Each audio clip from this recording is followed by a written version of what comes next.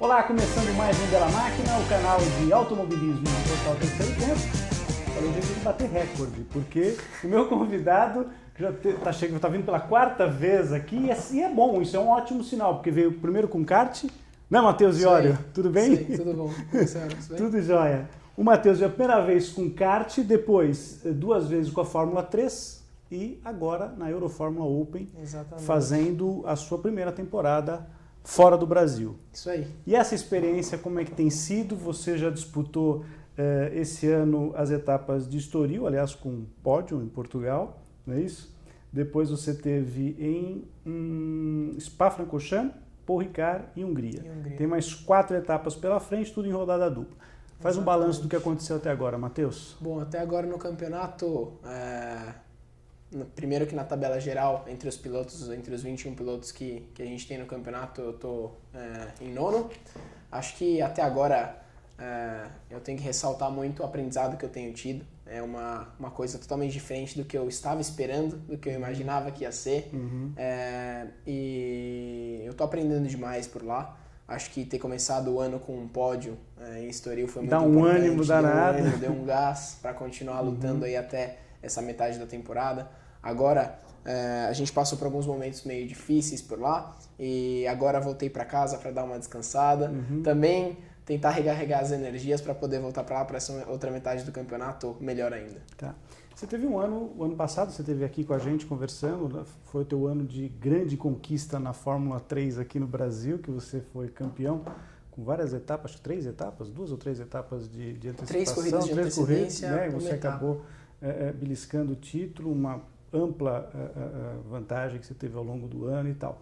Do carro desse ano passado para o carro lá da Eurofórmula, dá uma comparada para o pessoal ter uma ideia, Matheus. O carro ele muda em poucos aspectos. O chassi lá de fora ele é um estágio, digamos, acima do Dallara 309, F309. Mesma marca, importante a gente falar. Dallara, vocês correm com o Dallara aqui na Fórmula 3 Brasil, o pessoal ainda corre, né? Exato. E lá é um Dallara também, só que num step um pouquinho mais adiantado. Exato, um step para cima. O carro que a gente usava aqui no Brasil é o F309, foi fabricado em 2009 e teve o projeto lançado em 2009, mas eles continuam fabricando até hoje. Claro. E o de lá que a gente usa nesse ano no campeonato é o F312, um step acima.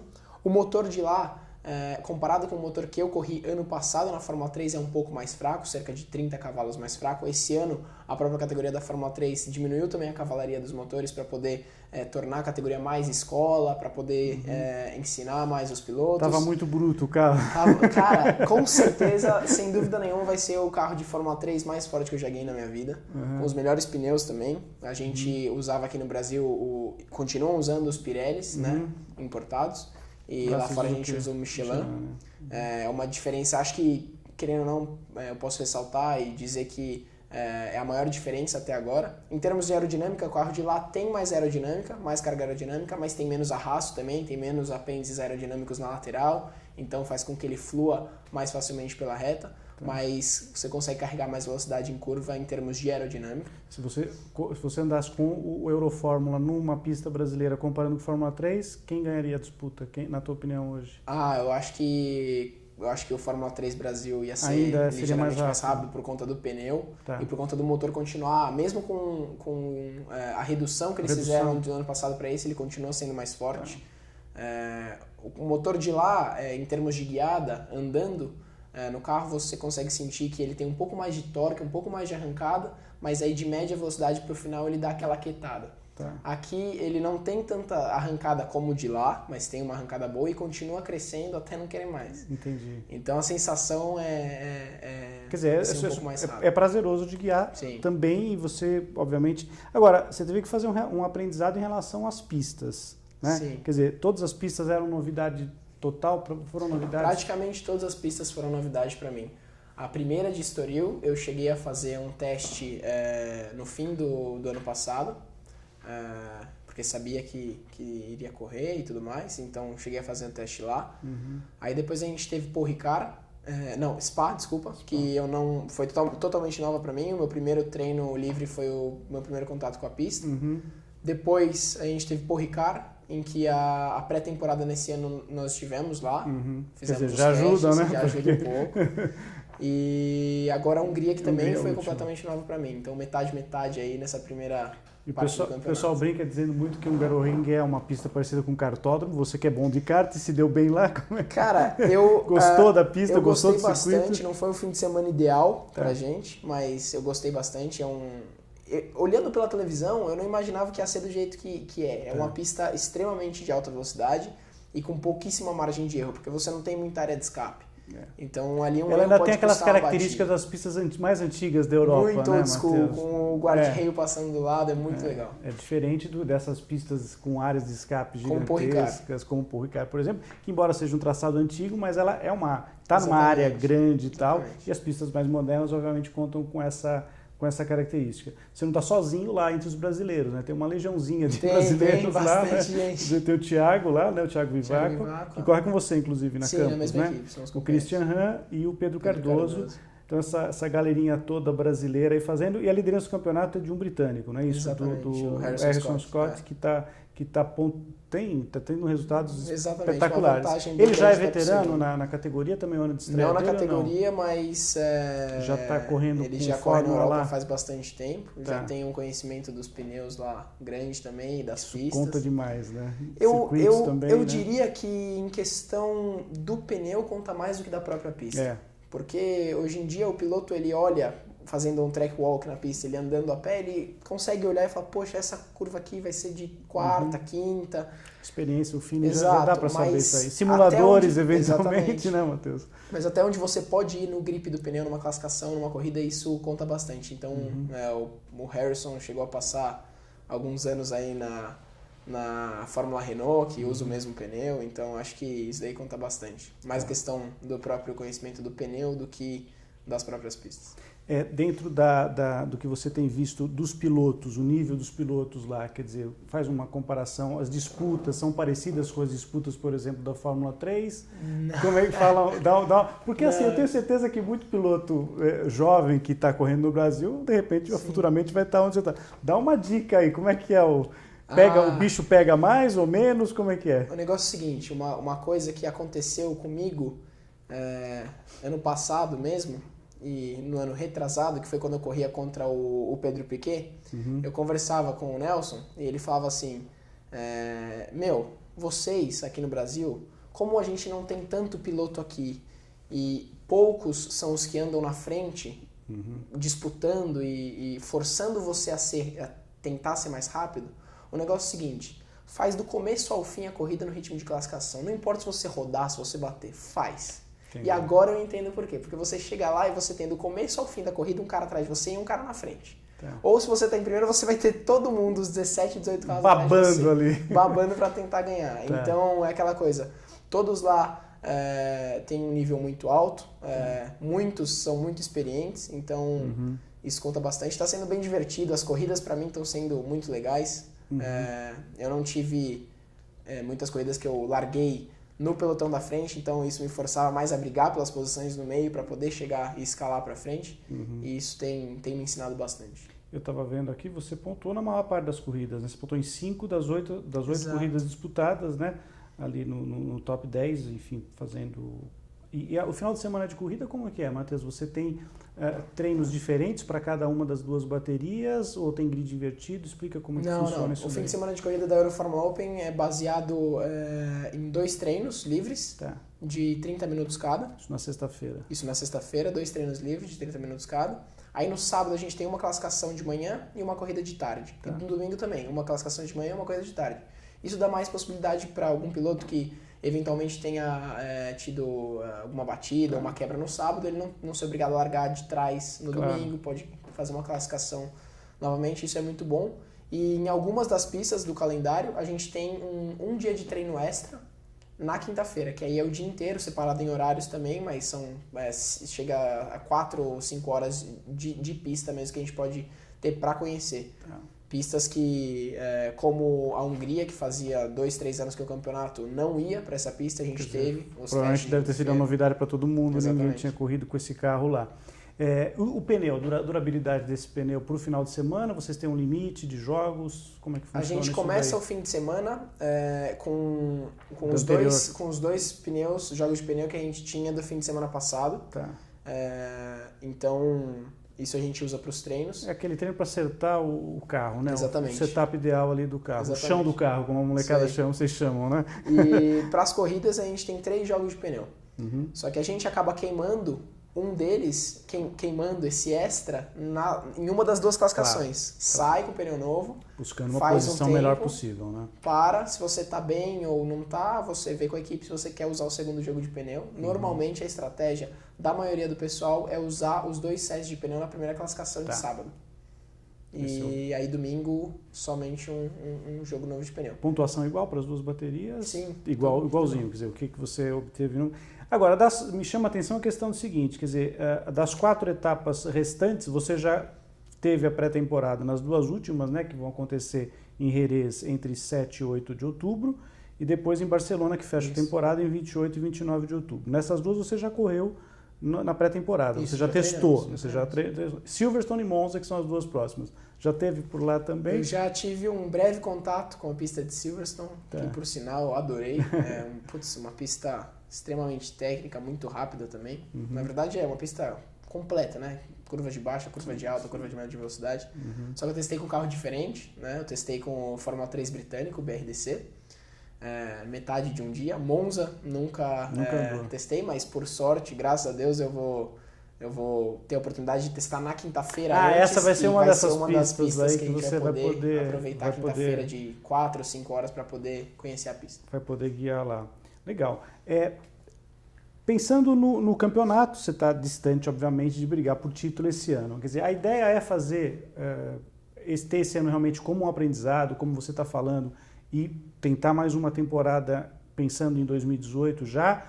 Ou você desenha alguma coisa hoje, se você tivesse que fazer uma aposta para o ano que vem? Eu sei que é cedo ainda falar nisso, mas de qualquer maneira fica já uma ideia, né? Sim, agora nesse tempo que eu voltei da Europa para o Brasil e tenho conversado com os meus pais bastante, a gente conversado com o meu coach e tudo mais, eu acho que a gente tem 2 opções, ou a principal delas que é continuar ano que vem na mesma categoria, já conhecendo o carro, conhecendo o pneu, conhecendo equipes e tudo mais, pistas.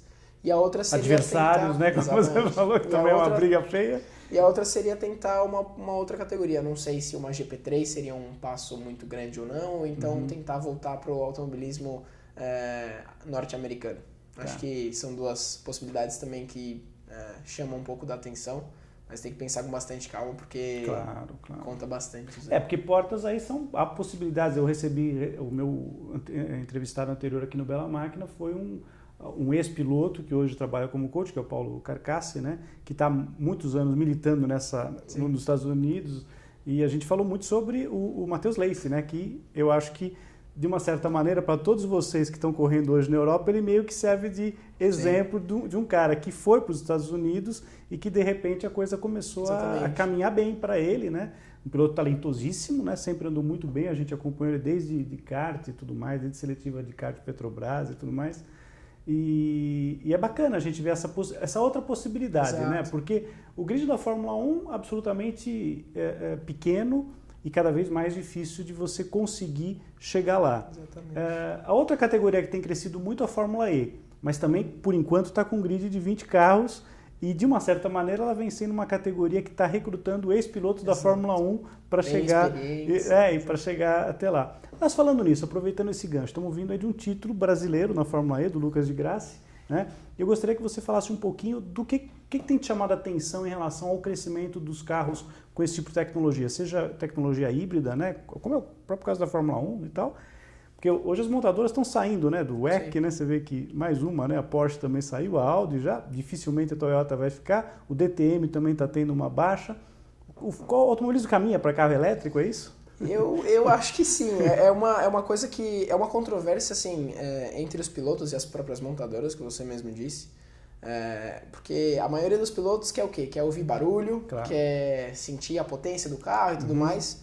Hoje em dia eu já ouvi falar que o carro da Fórmula E se parece muito em guiada, em questão de potência, sentir dentro do carro com o Fórmula 3.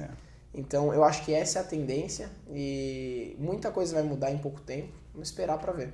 Eles estão falando muito, por exemplo, em relação a baterias, né? Futuramente não vai haver a necessidade de troca de carro, né? Quer dizer, você vai conseguir fazer uma corrida inteira com o mesmo carro, enfim. Campeonato que você tem acompanhado na Europa. Você falou em GP3, possibilidade para o ano que vem, as outras categorias, o que está rolando. Tem o World Series, nós temos o Pietro Fittipaldi está fazendo lá com o carro V8, né? Que é um carro, é quase um Fórmula 1 antigo, né? Você já viu as corridas deles também, do pessoal da V8? Você nunca viu pessoalmente. Já acompanhei testes de perto da GP3 e da Fórmula 2, lá em Barcelona mesmo, com a própria equipe Campos. É uma oportunidade boa que eu tenho de estar lá dentro da equipe, de poder... A Campos está em várias categorias. Exato, né? O Campos está tanto nos turismos, quanto na Fórmula E, com Putz, eu até esqueci o nome do piloto agora. O Félix Rosenqvist. Que era da Fórmula 3 europeia. Fórmula 3, passou bastante tempo foi campeão, na Fórmula 3, né? Exatamente. Também tem a GP3 e a Fórmula 2. E uma das coisas muito boas de poder estar lá é que eu posso acompanhar todo o trabalho deles e saber o que está sendo feito em questão a cada coisa e para onde trilhar os meus próximos passos. Aliás, o Rosenqvist, que é sueco, né? Ele meio que nadou contra a maré, né? Porque ao contrário daquilo que a gente comentou aqui agora há pouco, dos pilotos ex-Fórmula 1, muitos até de DTM, etc., que foram para a Fórmula E, ele não, né? Piloto mais jovem que acabou indo direto para a Fórmula E, que de repente pode ser um caminho que venha acontecer futuramente, né, Matheus? E kart, eu sei que você gosta pra caramba, nessas horas vagas aí, esse tempo de Brasil aí que você fica, você tem participado de alguma coisa ou só... Eu fiz agora há pouco tempo atrás o Campeonato Brasileiro de Kart. Tá, você esteve lá no Beto Carreiro. Estive no Beto Carreiro, na primeira fase, corri de shifter. Não deu muito certo para mim em questão de resultado, mas eu me diverti demais. Eu tive muitas quebras durante as baterias, até na própria final. E muito kart lá, né? Foi um final de semana absolutamente espetacular, né? O pessoal que organizou, enfim, CBA, enfim, o próprio pessoal do Beto Carreiro. Aliás, a pista é muito legal lá, né? Muito boa, a estrutura é espetacular. Sim, e aí eu treino, e o shifter é um carro, né? O shifter, pra mim, cansa mais do que guiar uma Fórmula 3. Tá. Em termos de guiada, é um baita treino físico, um baita... Assim, aquela coisa, pra mim, eu gosto de treinar fisicamente, mas se eu posso juntar os dois, que é treinar meu físico e estar andando de carro... Melhor do que estar numa academia, tá dentro da pista, né? Que nem um jogador de futebol, não gosta daquele treino físico, ele prefere fazer um treino coletivo, né? Jogar futebol o tempo todo, e vocês, obviamente, gostam mais de pilotar. Vamos falar de Fórmula 1 um pouquinho? Eu sei que você deve estar acompanhando a temporada desse ano. E tá gostando primeiro? Tá gostando do ano? Tá achando legal? Mudou, né? Porque a gente tinha só dois pilotos da Mercedes, agora temos disputa de equipe, né? Tá sendo legal isso daí, né? Exato. Bom, eu acho que essa, digamos, reviravolta da Ferrari foi um ponto muito importante. Positivo, né? Pra Fórmula 1. Pra própria Fórmula 1. Uma coisa que me surpreendeu muito, que eu preciso falar aqui, foi a questão do próprio Bottas Hamilton ter feito o que fez com o Bottas na última etapa. Eu achei muito bacana. Difícil a gente ver, né? Esse tipo de atitude. Mas uma controvérsia também, né? Porque imagina lá na frente eles perdem o campeonato por 2, 3 pontos, eu acho que vai ficar meio...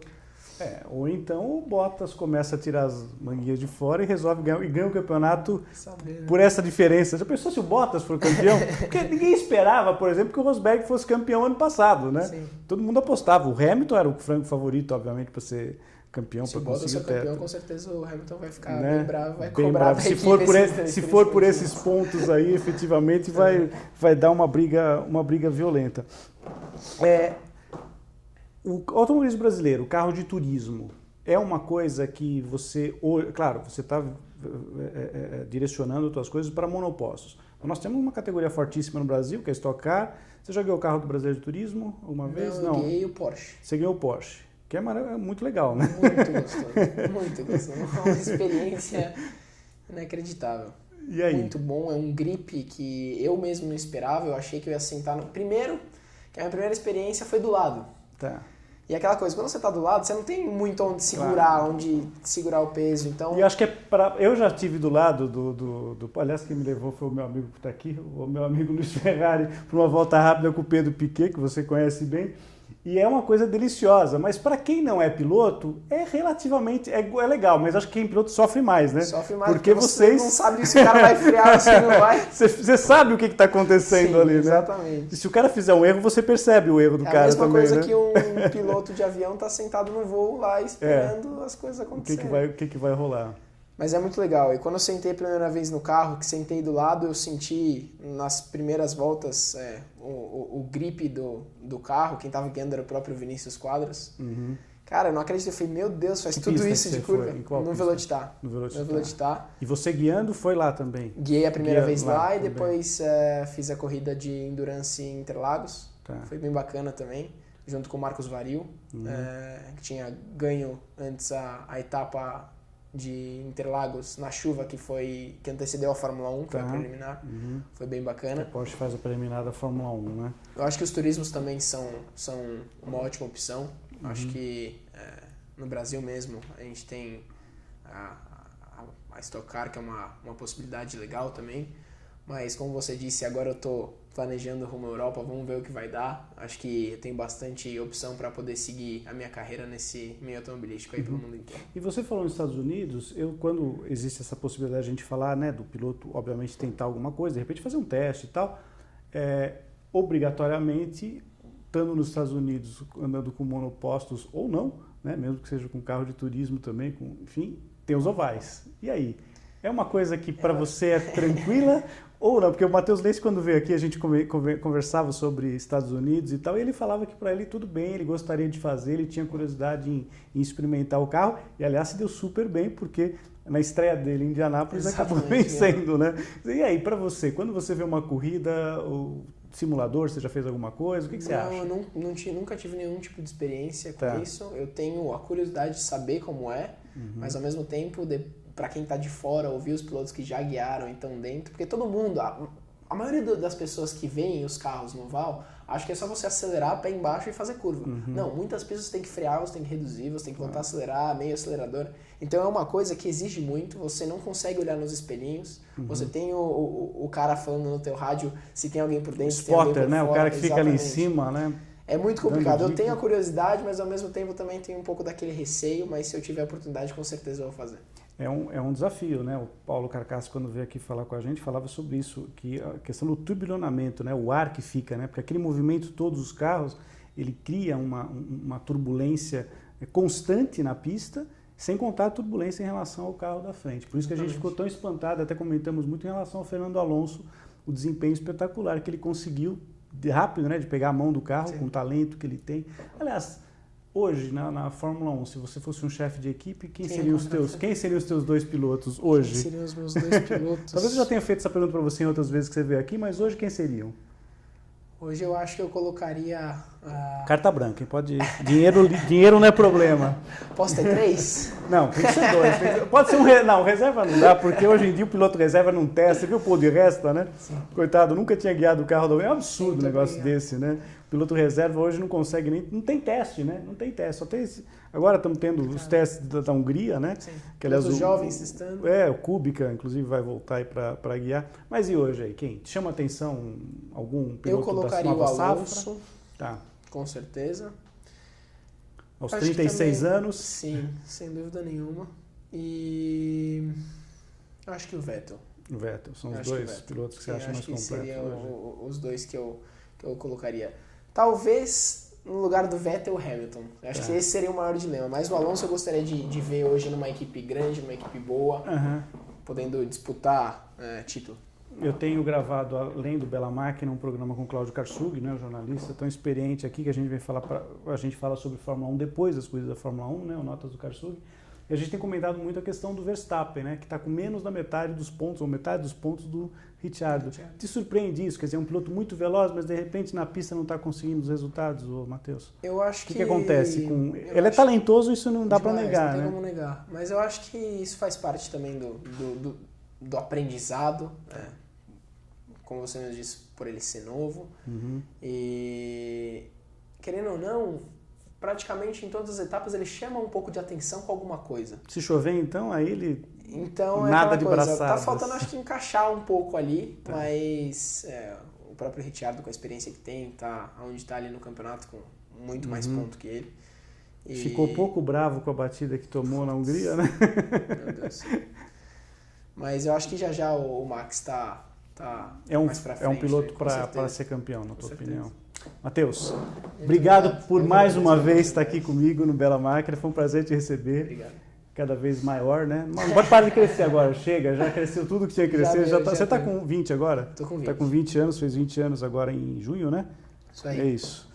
E boa sorte para você nessa temporada. Você tem mais 4 etapas, 8 corridas, né? Silverstone, como a gente falou, Monza, Jerez e Barcelona fecha o campeonato. E quando tiver novidades, caminho você já conhece aqui de cor e salteado, já sabe tudinho o que rola aqui para você vir ao Bela Máquina, tá bom? Dica final, eu sempre dou uma dica para a gente encerrar o Bela Máquina, para você conhecer alguém na famosa sessão Que Fim Levou do Portal Terceiro Tempo, com todos os campeões da Fórmula 1 e muitos pilotos que se destacaram ao longo de toda a carreira no automobilismo. Nesse final de semana último que a gente teve no Grande Prêmio da Hungria, não tivemos a presença de nenhum brasileiro, né? Pela primeira vez em muitos anos, desde 82, né, que teve aquela corrida lá que não teve a participação de alguns pilotos de algumas equipes, e não tivemos a participação do Felipe Massa, né, que teve um problema lá de saúde e tal, um problema de labirintite e tal. Então a dica de hoje é para você dar uma olhadinha, depois desse papo muito legal que tive com o Matheus Iori, a página do Felipe Massa na sessão Que Fim Levou do Portal Terceiro Tempo.